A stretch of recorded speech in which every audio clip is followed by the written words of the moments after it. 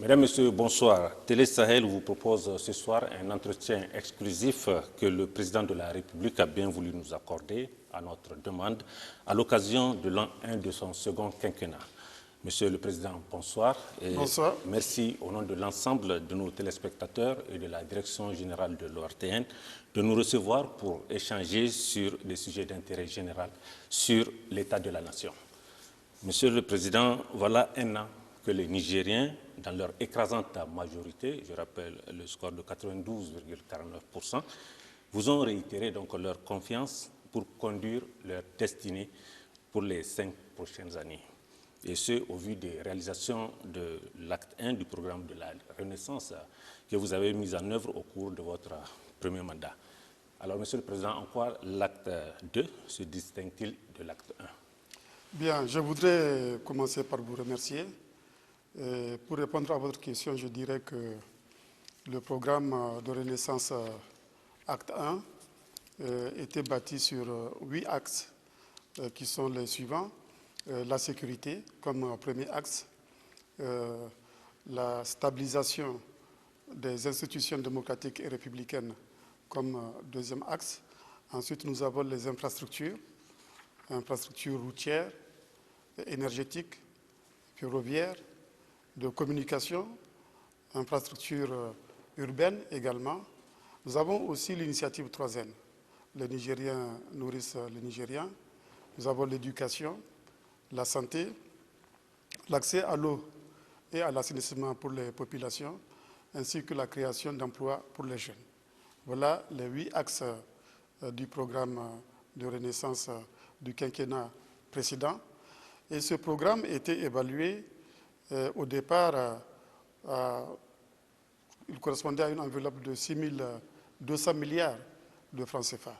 Il a été exécuté à hauteur de 5 800 milliards de francs CFA. Ça fait à peu près un taux d'exécution de 93%, ce qui montre bien le sérieux qu'on a mis dans l'évaluation de ce programme. Maintenant, en ce qui concerne le programme de Renaissance, c'est ça le sens de votre question, acte 2, il reprend toutes les priorités que je viens de rappeler du programme de Renaissance 1, et en plus, il a ajouté la question relative à la renaissance culturelle. Ce programme a une enveloppe qu'on a évaluée à 8 200 milliards et Inch'Allah, nous avons l'intention de mobiliser les ressources internes et externes à cette hauteur. Oui, Monsieur le Président, au bout d'une année de mise en œuvre, l'on ne peut certes pas tirer de bilan, mais comment appréciez-vous déjà cette première année de l'acte 2? Oui, je pense que nous avons continué, comme je l'ai dit, la mise en œuvre du programme de Renaissance sur les différentes priorités. Mais pendant cette première année, nous avons malheureusement connu des chocs.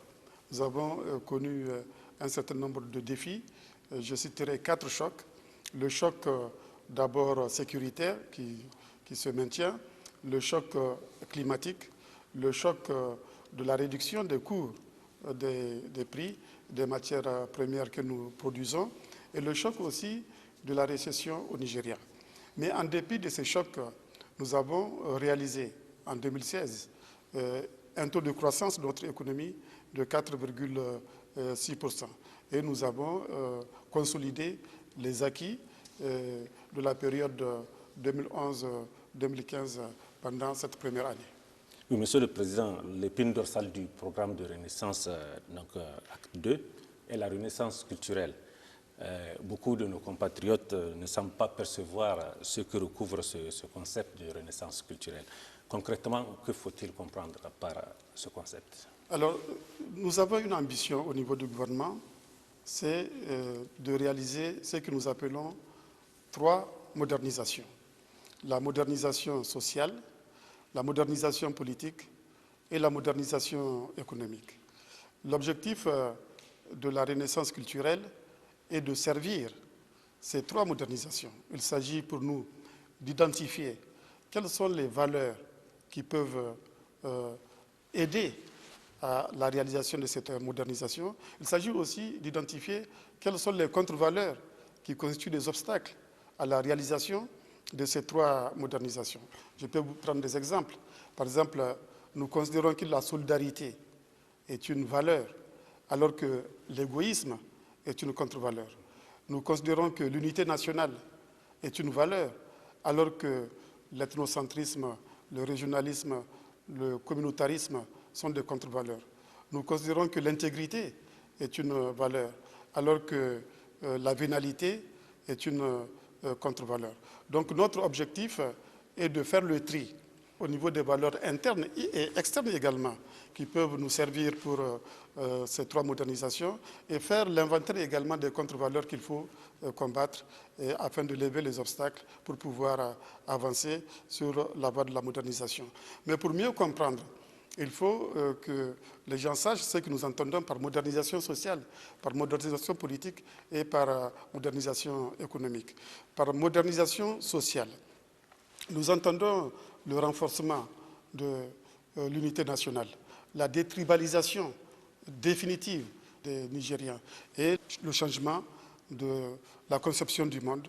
Nous avons une conception du monde malheureusement qui est aujourd'hui un peu archaïque. Il nous faut une conception du monde beaucoup plus compatible avec la raison. Il faut donc créer des ruptures, ruptures dans le comportement, rupture dans les rapports sociaux, rupture au niveau des mentalités des Nigériens. Il faut aussi une certaine évolution dans notre vision des questions démographiques, par exemple.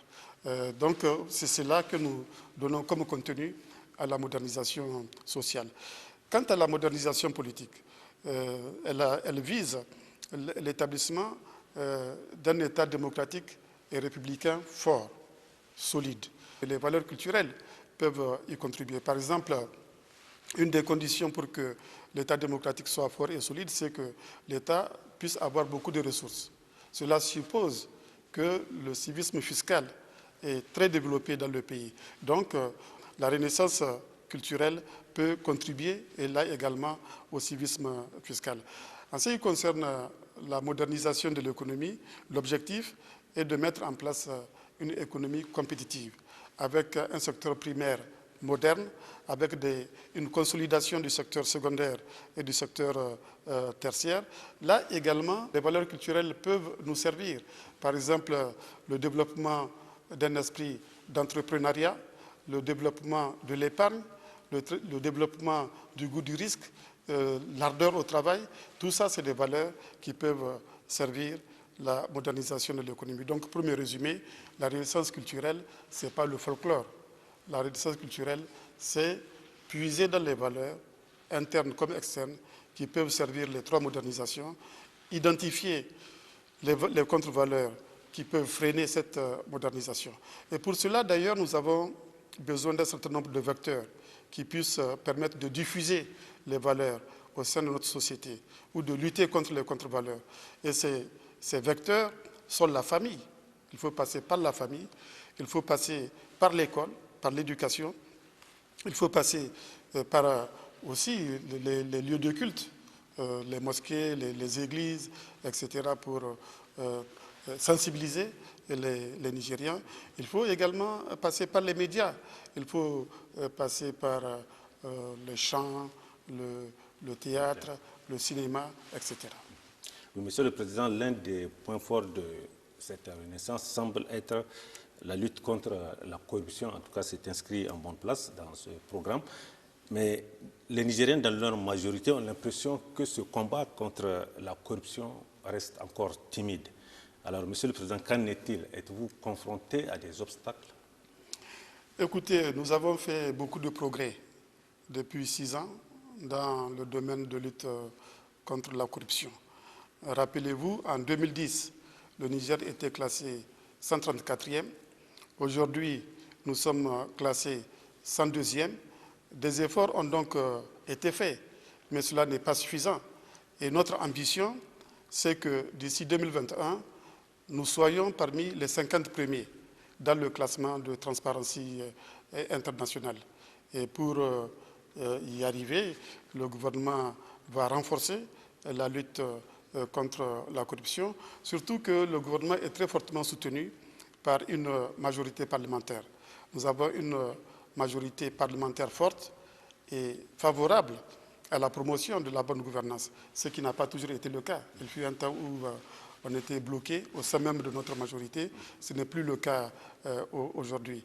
Et en plus, la renaissance culturelle qu'on vient d'évoquer nous servira d'instrument pour pouvoir continuer à lutter contre la corruption et à promouvoir la bonne gouvernance économique. Je profite de votre question d'ailleurs pour saluer les résultats obtenus par la ALSIA qui a réalisé un travail remarquable. Je peux donner par exemple le cas des investigations menées par la ALSIA dans le secteur de l'éducation par rapport aux contractuels. La ALSIA a eu à identifier près de 2000 contractuels fictifs qui coûtaient au Trésor public plus de 3 milliards de francs CFA chaque année. Oui. Monsieur le Président, l'une de vos préoccupations est aussi la consolidation des institutions démocratiques et républicaines. Qu'est-ce qui a été engagé dans ce sens et réussi comme réforme? Nous avons dans ce sens également réalisé beaucoup de réformes. Et je peux citer le fait qu'il y a une parfaite séparation des pouvoirs dans le pays, que ce soit le pouvoir judiciaire, le pouvoir exécutif ou le pouvoir parlementaire. Nous avons beaucoup progressé également dans le renforcement de la justice. Vous savez qu'on dit souvent que la justice est le fondement d'un État puissant. Nous avons beaucoup progressé dans le domaine de la bonne gouvernance politique et économique. Si je prends l'exemple de la bonne gouvernance politique, tout le monde sait que le Niger est un pays où la liberté de la presse est totale. Nous avons beaucoup fait pour les médias. Rappelez-vous, j'ai signé la fameuse déclaration de la montagne de la table. J'ai augmenté le fonds d'aide à la presse. Il nous reste par exemple pour la presse à encourager les différents partenaires à signer la convention collective de la presse, etc. Sur le plan politique toujours, vous voyez ce qu'on a fait pour le statut de l'opposition. Le chef de l'opposition a rang de chef d'institution. Nous avons également beaucoup fait de subventions en faveur des partis politiques de manière générale pour qu'ils puissent assumer leur rôle de formation de leurs militants. Toujours dans le domaine du renforcement des institutions démocratiques, il faut noter que nous avons renforcé la capacité de l'État à lever l'impôt. Parce que les institutions démocratiques ne peuvent pas être fortes si l'État n'a pas de ressources. Et dans ce domaine, nous avons fait passer le taux de pression fiscale de 13% en 2010 à 17% en 2015. Cela est remarquable. En plus, nous avons aussi, peut-être que vous poserez la question plus tard en ce qui concerne la sécurité, renforcer les forces de défense et de sécurité. Ça fait partie des mesures prises pour renforcer l'État. Parce que je considère que les forces de défense et de sécurité constituent la colonne vertébrale de l'État.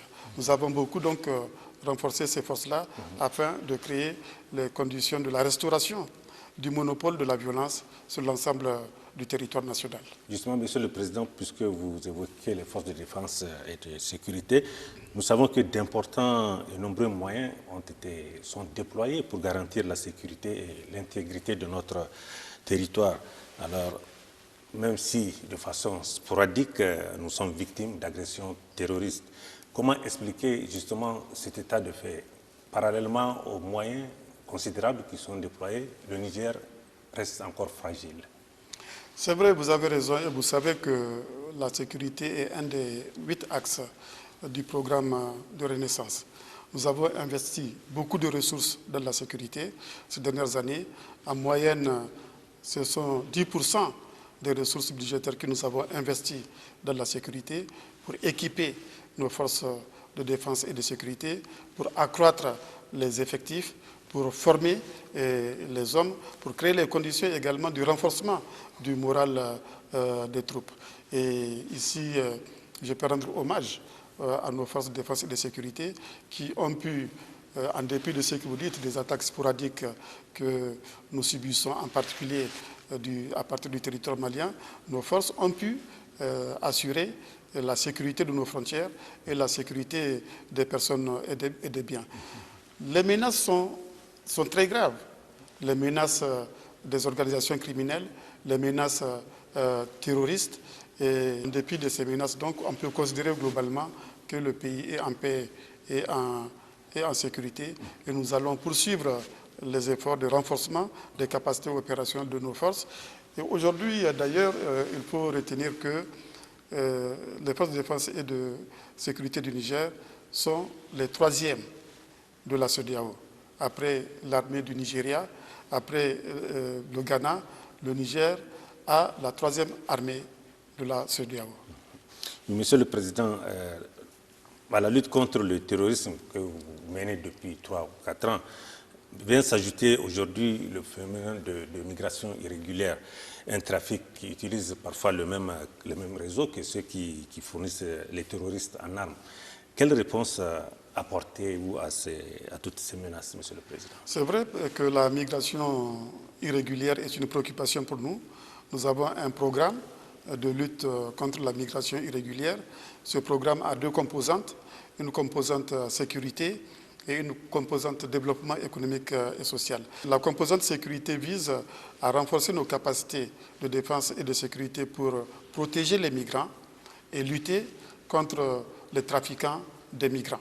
Et la composante développement économique et social a pour objectif de créer des activités de substitution afin de décourager les gens qui sont tentés à migrer, mais également de lutter contre ceux qui se livrent à cette activité criminelle.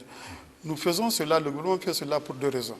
La première raison est morale, parce que nous trouvons insupportable que des milliers d'Africains meurent dans le désert ou en Méditerranée.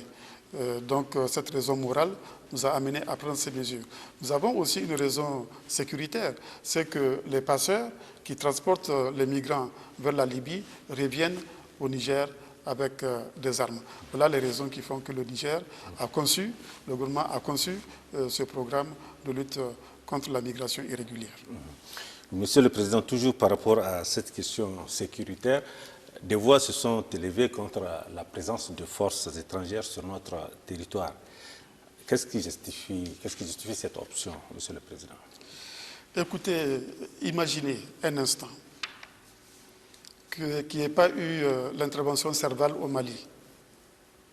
Aujourd'hui, Bamako ou même d'autres capitales ouest-africaines seraient sous le joug terroriste. C'est ma conviction. Et regardez également ce qui se passe dans le bassin du lac Tchad. C'est 4 armées de 4 pays qui sont en train de se battre contre Boko Haram. C'est pour vous dire l'ampleur des menaces. 4 armées. Et qui n'arrivent pas toujours à bout. Et la guerre contre Boko Haram n'est toujours pas finie. Oui. Vous voyez l'ampleur de la menace. Et regardez aussi au Moyen-Orient, les Russes, les Français, les Américains, les Iraniens, les Syriens, les Turcs, les Saoudiens luttent depuis plusieurs années contre l'État islamique. Donc c'est une menace sérieuse. Il ne faut pas que les gens sous-estiment cette menace. Donc je pense que ceux qui dénoncent la présence des forces étrangères sur notre territoire, de 2 choses l'une. Soit ils sont mal informés et donc sous-estiment la gravité des menaces, soit je dirais qu'ils sont membres d'une 5e colonne. Mais je préfère penser qu'ils sont mal informés. Oui, Monsieur le Président, maintenant nous allons aborder un autre volet de cet entretien. Nous allons revenir au cadre de vie des populations. Nous savons que d'importants investissements ont été consentis, notamment dans l'amélioration de l'accès à l'eau et aux soins de santé, tant en zone rurale que dans les centres urbains. Comment pérenniser ces acquis, Monsieur le Président? C'est ce que nous sommes en train de faire. C'est ce que prévoit le programme de Renaissance Acte 2. C'est vrai que dans ces 2 domaines, beaucoup a été fait pendant le premier quinquennat. Et ici, je voudrais dire combien la question de l'eau me préoccupe. Et chaque fois, je me rappelle ce mot du président Djori Hamani qui disait que l'accès à l'eau est plus prioritaire que l'accès à l'école. Parce que quand vous allez dans les villages du Niger, la première revendication des populations, c'est l'eau. C'est pour cela que dès le premier quinquennat, nous avons mis un accent particulier dans l'accès à l'eau et à l'assainissement pour les populations. Cet effort se poursuit pendant le programme de Renaissance 2. Nous avons un certain nombre d'objectifs en termes d'équivalent points d'eau. Le gouvernement va détailler les réalisations qui ont été faites dans ce domaine pendant cette première année du programme de Renaissance 2. Donc, les actions se poursuivent dans ce secteur, de la même façon que nous poursuivons les efforts dans le secteur de la santé, en termes d'amélioration de l'accès des populations aux soins, à travers la réalisation d'infrastructures, de centres de santé, d'hôpitaux, en termes de renforcement du plateau technique, en termes de renforcement en matière de ressources humaines, dans le domaine de la santé de la mère et de l'enfant, dans le domaine de la prévention, et en particulier en ce qui concerne les vaccins et les vaccinations, et enfin dans le domaine de l'accès aux médicaments. Monsieur le Président, l'initiative 3N était l'un des axes phares de l'acte 1 du programme de la Renaissance et l'initiative est reconduite dans le nouveau programme. N'y a-t-il pas nécessité de réformer cette initiative pour qu'elle traduise véritablement dans les faits cette noble vision que vous avez eue pour notre peuple? Mais l'initiative 3N est traduite dans les faits. Rappelez-vous, notre objectif dans le programme de Renaissance 1, c'est de démontrer que sécheresse n'est pas synonyme de famine. Nous en avons fait la démonstration. Pendant 5 ans, il n'y a pas eu de famine au Niger, bien qu'il y ait eu des années de sécheresse. L'objectif pour le programme de Renaissance 2, c'est la fin zéro d'ici 2021. Et pour réaliser cet objectif, nous poursuivons toujours les mêmes actions que nous avons entamées pendant le premier quinquennat. Il s'agit pour nous d'accroître la production des cultures pluviales, d'accroître la production surtout des cultures irriguées, et également de sécuriser la production animale, de créer les conditions de la régularité des approvisionnements des marchés, de renforcer la résilience des populations et l'état nutritionnel des populations. Tous ces axes sont en train d'être travaillés par le gouvernement. Si je prends l'exemple de la maison du paysan, pour faciliter l'accès aux populations, aux intrants pour les populations. Donc le gouvernement poursuit la mise en place des maisons des paysans dans tous les chefs-lieux des communes. Le gouvernement poursuit l'objectif de la maîtrise d'eau à travers la réalisation des ouvrages de mobilisation des eaux. Le gouvernement poursuit également ses efforts dans le domaine de la mobilisation des ressources financières en faveur de l'agriculture. Notamment, nous avons un fonds qui est en cours de création, le fonds d'investissement pour la sécurité alimentaire et nutritionnelle, qui va permettre de renforcer l'accès des producteurs au financement. Monsieur le Président, le secteur de l'éducation dans notre pays est régulièrement en proie à des mouvements d'humeur. C'est à croire, Monsieur le Président, que c'est un secteur qui est abandonné. Qu'en est-il? L'éducation n'est pas abandonnée. L'éducation est un secteur prioritaire pour nous. Et beaucoup a été fait dans ce secteur, que ce soit en termes d'infrastructures, je ne vais pas donner des chiffres, ou en termes de formation de formateurs, de formation des maîtres. On a multiplié les écoles normales, on a augmenté la capacité des écoles normales pour qu'elles forment davantage d'instituteurs. On a également financé les fournitures pour les enfants afin de réaliser l'objectif de l'école gratuite et obligatoire jusqu'à l'âge de 16 ans, en particulier et pour les jeunes filles. Donc tous ces efforts-là qui ont été réalisés dans le cadre de la mise en œuvre du programme de Renaissance 1 se poursuivent dans le cadre de la mise en œuvre du programme de Renaissance 2. Mais en ce moment, le gouvernement est interpellé par une forte préoccupation, celle relative à la baisse de la qualité dans le secteur de l'éducation. Et c'est pour cela que le gouvernement a décidé de procéder à l'évaluation des enseignants.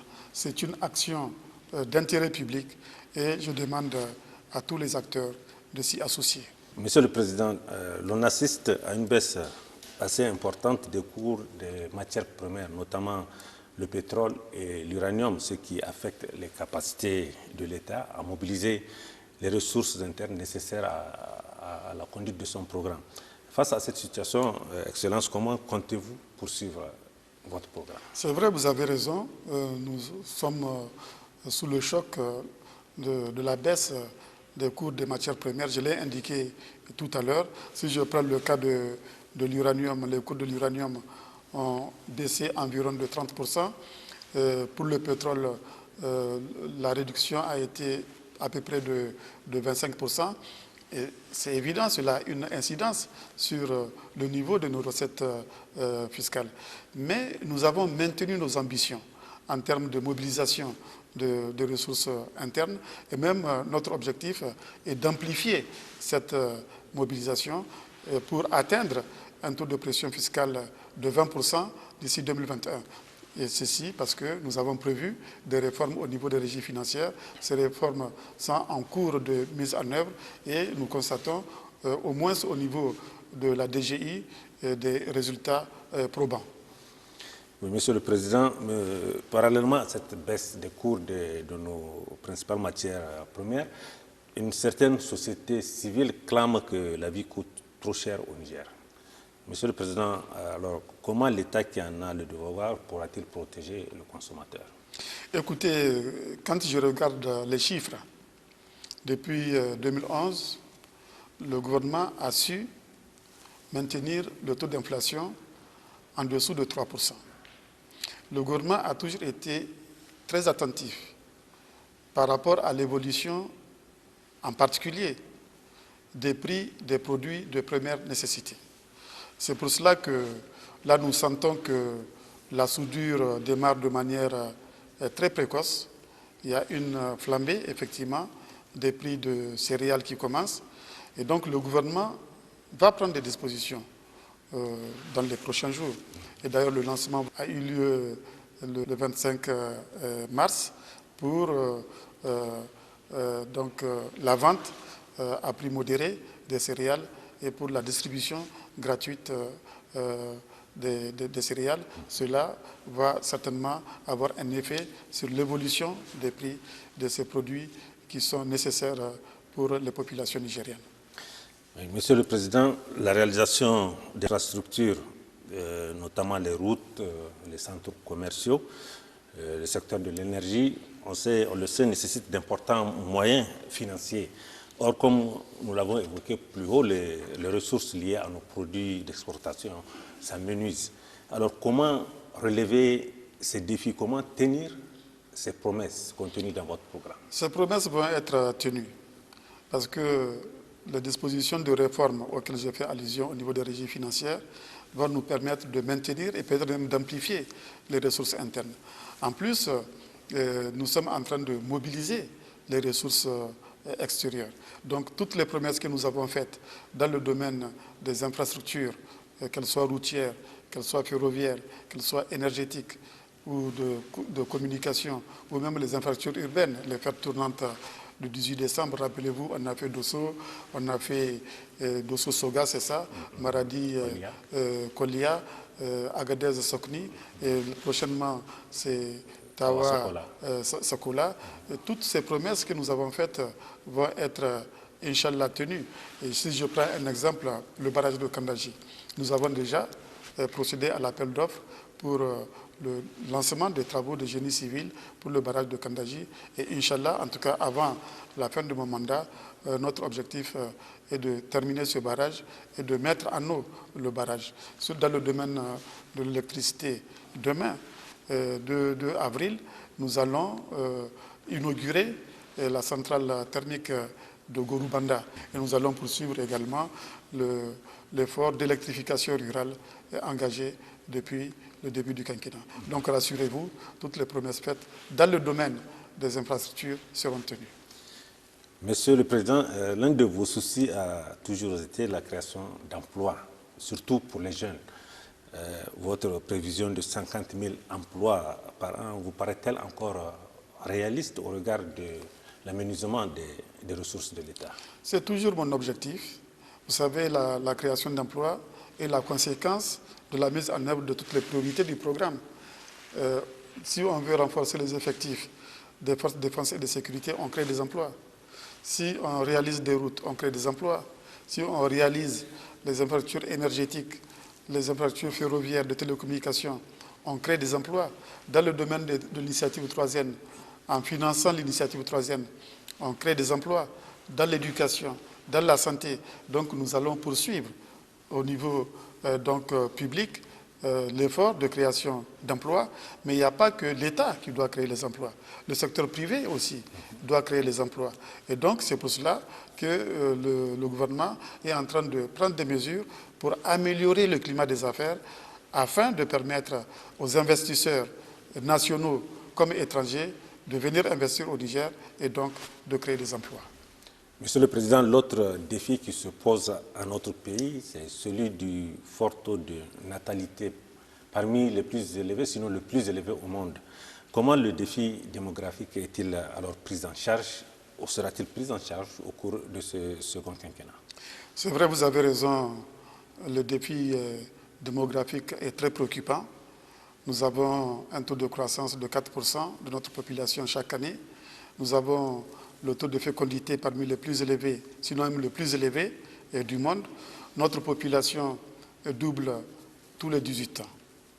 Donc, le gouvernement doit continuer les efforts pour créer les conditions de la transition démographique dans le pays. Et je voudrais que les populations sachent que notre religion, l'islam, ne s'oppose pas à la planification familiale. C'est le lieu d'ailleurs de saluer les prises de position récentes de l'émir de Kano sur cette question. Donc c'est un chantier sur lequel nous allons continuer à travailler. C'est un chantier par rapport auquel nous allons mobiliser l'instrument de la renaissance culturelle pour changer l'attitude des populations par rapport à la démographie, la vision de la population par rapport à la question de la planification des naissances. Monsieur le Président, l'offensive diplomatique nigérienne est conduite tous azimuts sous votre magistère. Vous avez reçu ici à Niamey plusieurs personnalités de haut rang et avez vous-même effectué de nombreux déplacements à l'extérieur. Des visites dont l'intérêt n'est pas toujours bien perçu par certains Nigériens qui vous le reprochent et qui affirment par là que vous dilapidez leurs maigres ressources. Concrètement, Monsieur le Président, que rapportent ces voyages au Niger? Je comprends que les gens peut-être réagissent comme ça par ignorance, mais depuis 6 ans, la diplomatie a rendu des services inestimables à notre pays en termes de sécurité, puisque nous avons mis notre diplomatie au service de notre sécurité, sur le plan économique également, parce que la diplomatie a contribué à la mobilisation des ressources extérieures. Pendant le premier quinquennat, vous savez, le montant que nous avons mobilisé pendant les 5 premières années, 3 400 milliards de francs CFA. Certes, tout n'a pas été décaissé, on a pu décaisser 1500 milliards, mais c'est 1500 milliards qui ont servi à financer l'école, qui ont servi à financer la santé, qui ont servi à financer l'initiative troisième, qui ont servi à financer les routes. Et je voudrais rappeler ici que notre ambition pour le programme de Renaissance 2, c'est d'investir, de mobiliser 8200 milliards, alors que pendant le quinquennat précédent, on avait pour objectif de mobiliser que 6200 milliards. Là, c'est 8200 milliards que nous allons mobiliser et nous avons besoin de notre diplomatie pour mobiliser les ressources extérieures afin de financer ce programme. Justement, ces offensives que vous menez, Monsieur le Président, ont permis d'attirer des investisseurs, ont permis de faire mieux connaître notre pays et ses possibilités d'investissement. Alors, qu'est-ce qui est fait pour rendre le climat des affaires plus attrayant? Alors, le gouvernement fait beaucoup pour améliorer le climat des affaires. L'année dernière, d'ailleurs, le Niger a été considéré comme étant le pays de l'Afrique au sud du Sahara qui a réalisé le plus de réformes. Et le gouvernement ne s'arrête pas, il poursuit les réformes. dans beaucoup de domaines, dans le domaine, par exemple, de la création des entreprises, dans le domaine des facilités pour obtenir les permis de construire, dans le domaine de l'accès au crédit, dans le domaine de l'exécution des contrats. Vous savez que pour la première fois, nous avons créé et mis en place un tribunal de commerce ici à Niamey. Ça facilite donc l'exécution des contrats dans le domaine du commerce transfrontalier, dans le domaine de la fiscalité. Dans beaucoup de domaines, des réformes sont en train d'être mises en œuvre afin de créer les conditions d'une amélioration du climat des affaires, afin d'attirer les investisseurs et d'encourager les investisseurs nationaux. Monsieur le Président, deux grandes polémiques ont cours actuellement dans notre pays. L'une est relative à une supposée vente frauduleuse d'uranium et la seconde porte sur la saisie de biens immobiliers dans l'affaire Africard. Monsieur le Président, quel commentaire vous inspire ces deux affaires? Écoutez, par rapport au premier aspect de votre question, je vous renvoie à l'intervention du ministre des Finances. Et en plus, comme vous le savez, l'Assemblée nationale a décidé de mettre en place une commission d'enquête parlementaire. Par rapport au second volet de votre question, c'est une question qui est pendante devant les tribunaux. Je n'ai pas l'habitude de commenter des questions qui sont pendantes devant les tribunaux. Monsieur le Président, un autre phénomène inquiétant reste des agissements de l'opposition et d'une partie de la presse qui appelle à la démission et, pire que Dieu nous en garde, à l'assassinat du président de la République. Ça fait froid au dos, Monsieur le Président. Écoutez, je pense que la meilleure façon, je dirais, de se consoler de la méchanceté de certaines personnes, c'est de s'efforcer à faire du bien. Moi, je m'efforce de faire du bien. Et c'est la meilleure façon de contrecarrer la méchanceté de certaines personnes. Monsieur le Président, vous êtes l'un des premiers chefs d'État à signer la déclaration de la montagne de la table. Et ce, malgré la réticence de nombre de vos proches qui vous prévenaient que ça ne pouvait être qu'une licence à tout faire.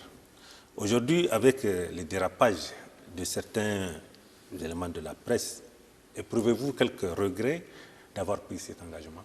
Je n'éprouve aucun regret parce que je suis convaincu qu'il n'y a pas de juste milieu entre la liberté totale de la presse et la suppression totale de cette liberté.